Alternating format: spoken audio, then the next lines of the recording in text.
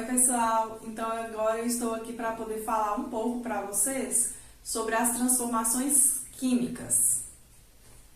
As transformações químicas, elas são aquelas transformações que alteram completamente a matéria. Então assim, eu tinha uma substância inicialmente e ao reagir, ao sofrer uma reação química, porque as transformações químicas ocorrem por meio de reações químicas, essa matéria, essa substância, ela muda completamente. Vamos supor, pegar o papel e colocar fogo. Ele vai deixar de ser papel. Ele tinha uma estrutura e passou a ter outra estrutura. Então, aqui houve uma reação química. Lá nas transformações físicas, quando a gente viu, nós vimos que a gente consegue fazer o caminho de volta. Um exemplo, o gelo se transforma em água líquida se transforma em gelo. Nós conseguimos fazer esse processo. Já nas transformações químicas, esse processo vai acontecer quando as reações forem reversíveis, quando for atingir o equilíbrio químico. Isso aí a gente vai ver bem mais na frente. Mas, a princípio, essas reações elas não podem ser reversíveis, elas não retornam ao seu estado inicial. Então, aqui, nas transformações químicas, eu tenho um estado inicial e passo a ter um estado final que é completamente diferente. São substâncias diferentes, propriedades diferentes, tudo completamente diferente. Um outro exemplo, quando a gente pega uma fruta verde e ela vai amadurecendo. Aí aquela fruta verde, ela vai mudando sua coloração, ela vai mudando sua textura, o sabor. Então ali houve uma reação química também presente. Uma reação mais demorada, mas houve uma reação química, porque ela alterou totalmente a estrutura ali daquela matéria. Como que essa reação química ela pode acontecer? Ela pode acontecer por meio do calor, que é no caso do amadurecimento de fruta, do cozimento de alimentos, igual quando a gente coloca arroz para cozinhar, carne para cozinhar ou uma verdura. Ali o calor envolvido ela faz com que essa matéria ela muda completamente por meio da eletricidade, que vai ser a eletrólise, que é quando a gente usa a reação química para transformar a água em hidrogênio e oxigênio. Para decompor, é como se fosse uma decomposição da água. A mecânica é como se fosse explosivos. Quando a gente tem aquelas granadas e ao jogar e ela atingir uma superfície, ela explode. Ali é por meio da mecânica. Também é um tipo de reação. Por meio da luz, que é no caso da fotossíntese, né? As plantas, elas respiram, né, através das suas folhas ali, fazendo a fotossíntese e aproveitando, isso só acontece por causa que elas recebem a luz do sol. E também as fotografias, na revelação daquelas fotografias, né, daqueles filmes que antigamente as máquinas tinham, era feita uma reação química por meio de luz, para que aquele filme ele fosse revelado. E por meio de contato com outra substância. Aqui a gente vai ter mais ao contato com outra substância, que é quando a gente coloca duas substâncias juntas e elas vão reagir. Um exemplo, quando eu coloco sorrisal na água. Ali imediatamente ela vai borbulhar e vai desfazer, né? Então, ali também ocorre uma reação química. Em toda reação química, eu vou ter reagentes e produtos. Os reagentes são as substâncias que vão ser consumidas, são aquelas substâncias que elas vão interagir entre elas para formar outra substância. No caso, por exemplo, do sorrisal, eu coloco sorrisal mais água, a substância sorrisal mais a água é o reagente. Ao colocar os dois juntos e eles formarem, né, aquelas bolhas, vai formar uma outra substância mais gás carbônico, porque aquelas bolhas são gás carbônico. Então, aquilo vai ser o produto. O produto é o que vai ser formado na reação química. Aí eu coloquei um exemplo aqui de uma representação. As reações químicas, elas são representadas por meio de equações químicas. Essas equações químicas, elas vão vir assim para vocês, na forma de símbolos, com esses mais e a setinha. O que significa cada coisa? Os símbolos pode vir para vocês ainda escrito. Por exemplo, aqui é cobre sólido. Esses entre parênteses significam o estado físico em que ele se encontra. Se tiver o S, é sólido. Se tiver G, é gasoso. Se tiver o L, é líquido. E se tiver o AQ, significa que é o aquoso, significa que essa substância ela está dissolvida em água. Então aqui, por exemplo, o AgNO3, que é o nitrato de prata, ele está dissolvido em água, porque ele está aquoso. Aqui eu tenho prata sólido e aqui eu tenho nitrato de cobre aquoso. O que a gente vai perceber aqui? Esse mais significa que essa substância está sendo adicionada a essa, né? As duas estão sendo adicionadas. O que tiver antes dessa seta é o reagente. O que tiver antes da seta é o reagente. O que tiver depois da seta vai ser o produto. E aqui também tem o mais. Significa que está sendo formada essa substância mais essa substância. Está sendo formada duas substâncias aqui. Essa mais essa.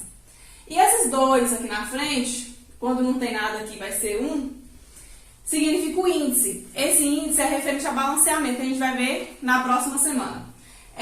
Esse índice é referente a balanceamento. Significa que as mesmas quantidades de substâncias formadas são as mesmas quantidades que tinha inicialmente. Então, não pode ser alterado. Então, os átomos eles vão permanecer os mesmos. Eles só vão estar rearranjados de maneira diferente. Então, eu tenho que permanecer a mesma quantidade de um lado e do outro. Por isso, esses números aqui na frente, que é o índice estequiométrico. É o índice para igualar os átomos de um lado com o outro, ok? Essas reações químicas, elas são muito evidentes. A gente consegue perceber quando elas acontecem. Muito raramente a gente não percebe, mas na maioria das vezes a gente vai perceber. Um exemplo vai ser com a liberação de gás. Tudo aquilo que a gente adiciona um no outro e libera gás vai ser uma reação química. Ali está produzindo uma reação química. Um exemplo que eu falei para vocês é o sorrisal. Quando a gente coloca e borbulhou, formou gás, é uma reação química. Quando a gente adiciona, por exemplo, tem gente que gosta de adicionar água sanitária com outras substâncias, né? E não pode. A água sanitária é usada separado, sozinha. Mas quando a gente usa água sanitária, por exemplo, misturada a uma substância que tem amônia, né? Algum amoníaco, tipo de azulim, vamos supor, um azulim que ele é usado para limpar piso. Quando adiciona tanto água sanitária como ele, vai formar bolha, vai liberar um gás tóxico. Por isso que muita gente, às vezes, fica intoxicada até dentro de casa, porque mistura substâncias que não combinam entre si e formam gases tóxicos. Então, isso é muito perigoso. Não misturem substâncias que vocês não sabem qual vai ser a reação entre eles. Então, tudo aquilo que vai formar bolha vai ser uma reação, um tipo de reação química. Outro tipo de evidência que a gente pode ver é quando libera luz e calor. Exemplo, quando a gente vê aqueles fogos de artifício no céu, né, liberando aquelas luzes, ali houve uma reação química. Um outro exemplo, fogueira. A fogueira a gente acende no meio do ano ali, a gente vê a luz do fogo e a gente sente o calor. Então ali também está havendo uma reação química. Luz e calor é evidências de reações de combustão, que reações de queima. Quando está queimando alguma coisa, tem essa característica de liberar luz e calor. Outro tipo de mudança que a gente consegue ver nas reações químicas é mudança de cor. Um exemplo que eu já falei, quando a fruta amadurece, ela muda de cor. Então ali também houve, né? Mudança de cheiro. Às vezes alguma comida está estragada, né? E a gente sente aquele cheiro, que o cheiro não está o cheiro normal da comida. Ali é porque houve alguma reação de algum fungo, de alguma bactéria, de alguma coisa que influenciou naquele alimento a ele estragar. E também a formação de sólido. Também pode ocorrer uma substância, você misturar uma substância com outra e formar um sólido. Ali também houve uma reação química.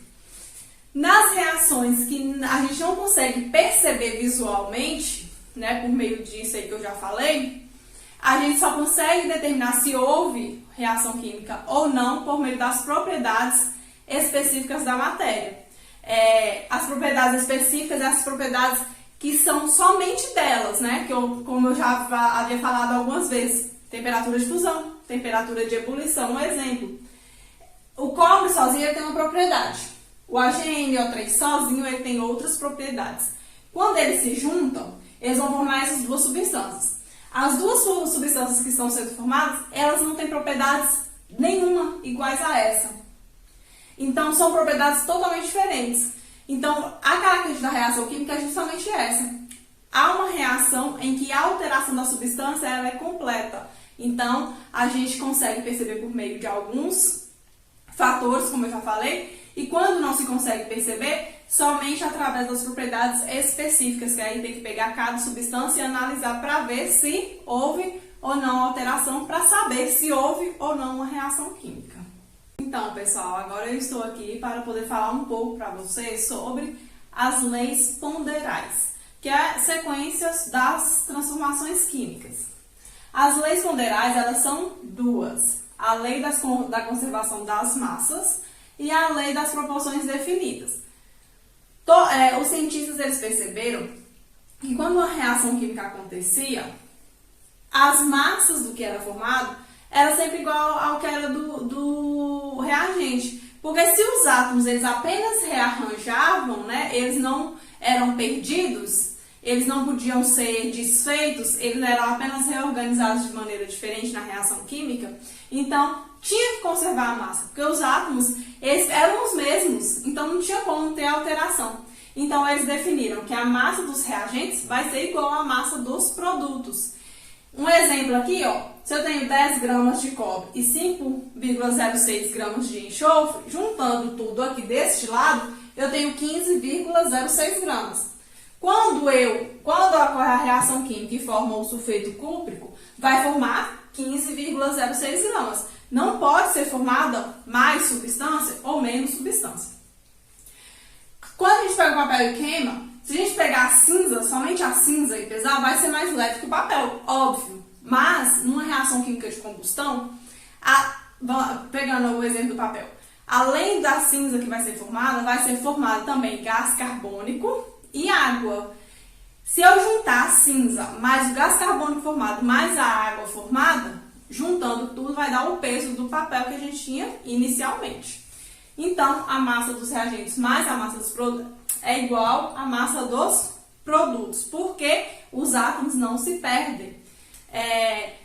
Porque na natureza, nada se perde, nada se cria, tudo vai se transformar. Então, como os átomos eles não vão se perder pelo caminho, a massa ela vai ter que permanecer constante. Lei das proporções definidas.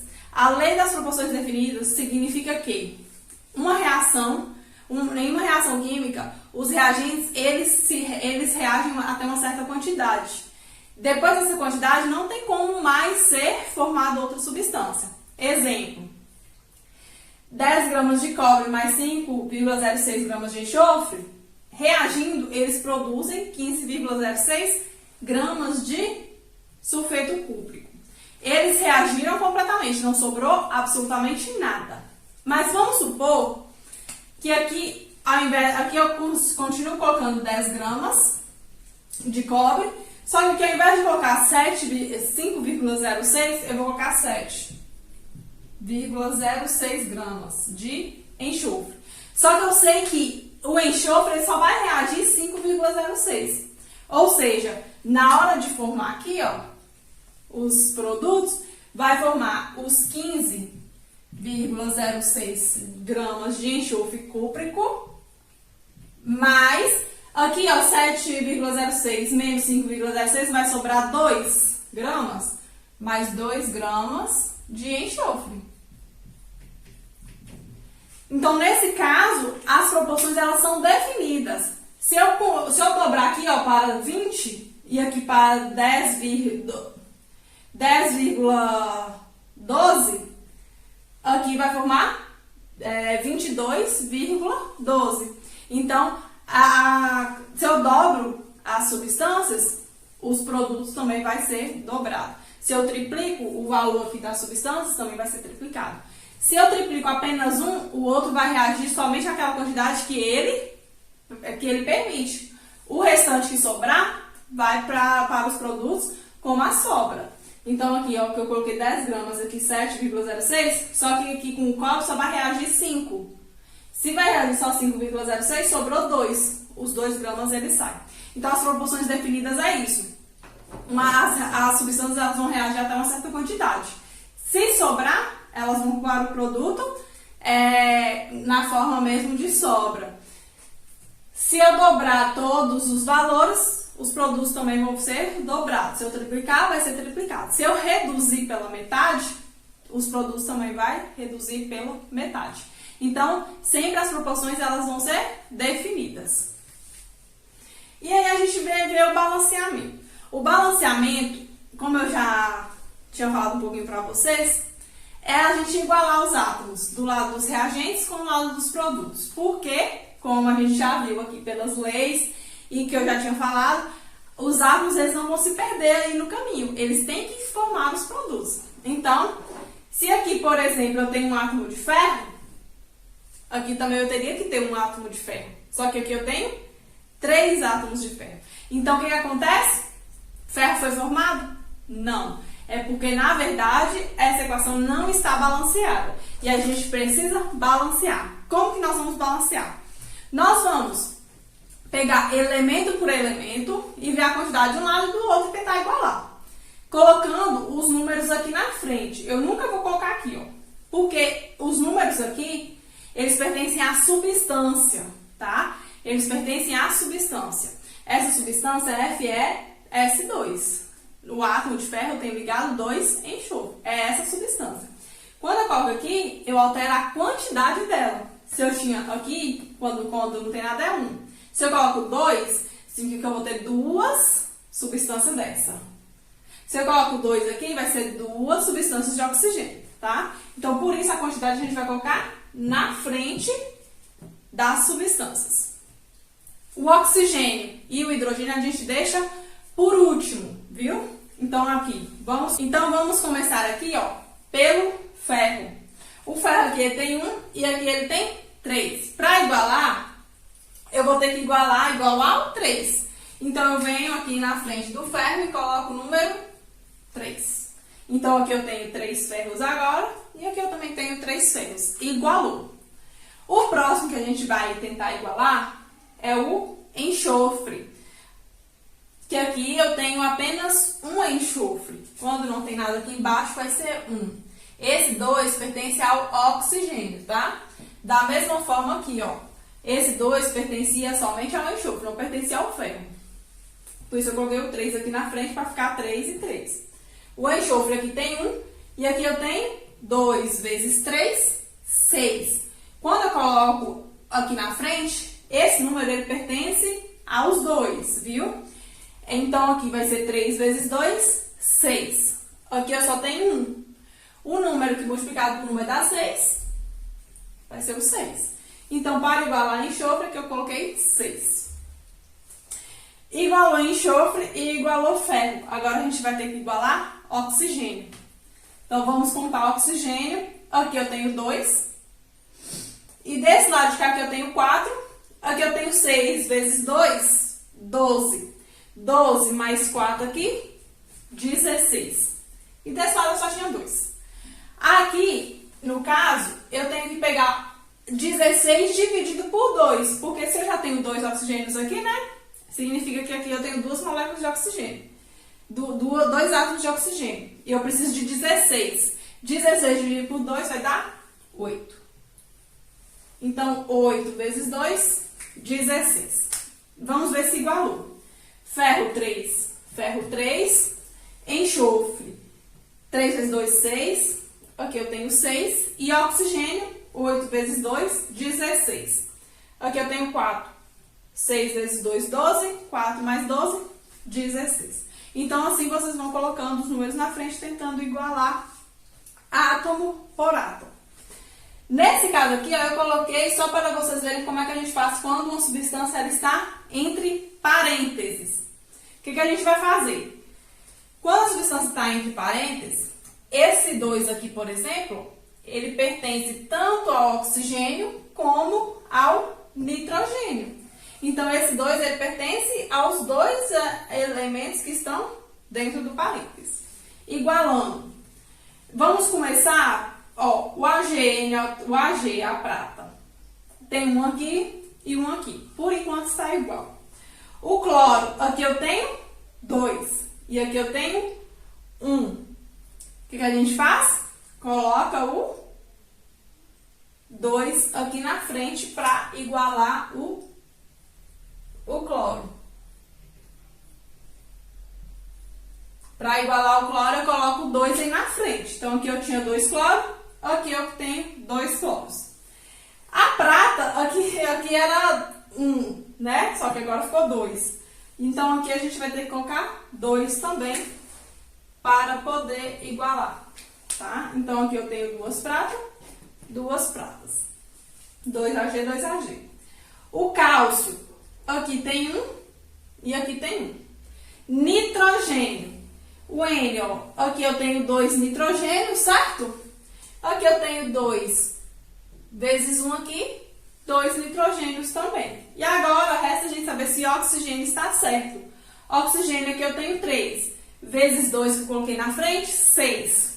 Aqui eu tenho 2 vezes 3 que já tem aqui, 6 também. Então, aí fica certo o balanceamento. Todos os elementos estão iguais, tanto no reagente como no produto.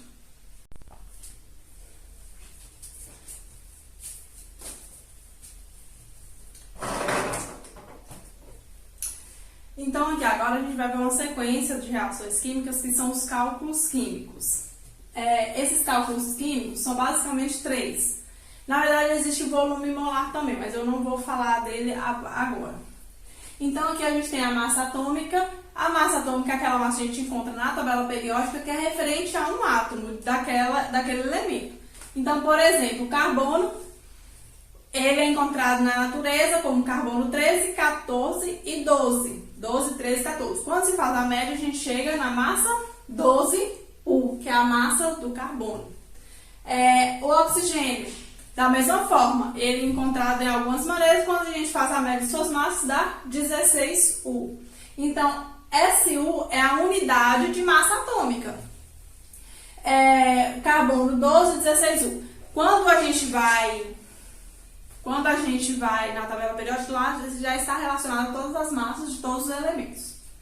A massa molecular é a massa de uma molécula. É quando a substância, os átomos, elas formam substâncias e aí a gente calcula a massa referente àquela molécula. Essa massa ela é dada em unidades de massa atômica também. Então, por isso, vai ser a mesma unidade. Só que aqui é referente ao átomo sozinho e aqui é referente ao átomo formando uma substância, uma molécula. Então, aqui na molécula de água, H2O, o átomo de hidrogênio, a massa é 1. 1 vezes 2, coloquei aqui. Mais a massa do oxigênio, que é 16. Aí eu coloquei aqui. Então, multiplicando 1 vezes 2 vai dar 2. Mais 16, eu vou ter 18 unidades de massa atômica. Então, aqui, a massa molecular da água é 18.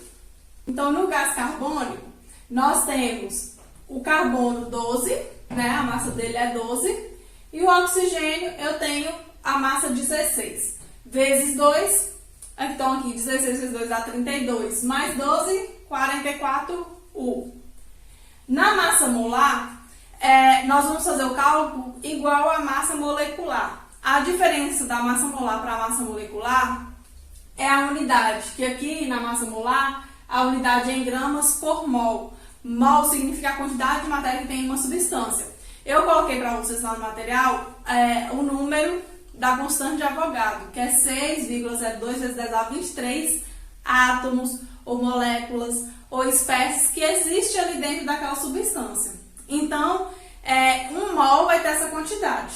Então, a massa molar é referente à quantidade em gramas por mol, ou seja, para 1 mol, quantos gramas vai ter aquela substância. Então, aqui no átomo de oxigênio, na substância oxigênio, como a massa do oxigênio é 16 e aqui eu tenho 2 átomos, 16 vezes 2, 32 gramas por mol. Aqui na massa da glicose, nós vamos pegar carbono, como são 6 carbonos, nós vamos multiplicar o valor do carbono por 6, mais a massa do hidrogênio, que é 1, vezes 12, porque são 12 hidrogênios, mais a massa do oxigênio, que é 16, vezes 6, que é a quantidade de oxigênio. Quando nós fazemos essas multiplicações e somamos, a massa da glicose dá 180 gramas por mol. E aqui na massa da água nós temos que a massa do hidrogênio é 1 vezes 2, 2, mais 16 do oxigênio, 18 gramas por mol. Ok, a gente consegue ver que é a mesma massa, tá vendo? Só a unidade que ela diferencia. Na massa molecular é a massa para uma molécula. Na massa molar é a massa referente a 1 mol. E aí a gente vai ficando por aqui com essa matéria sobre reações e cálculos químicos. Qualquer dúvida vocês podem me chamar. Vou deixar o material para vocês poderem consultar e aí vocês conseguem fazer os exercícios.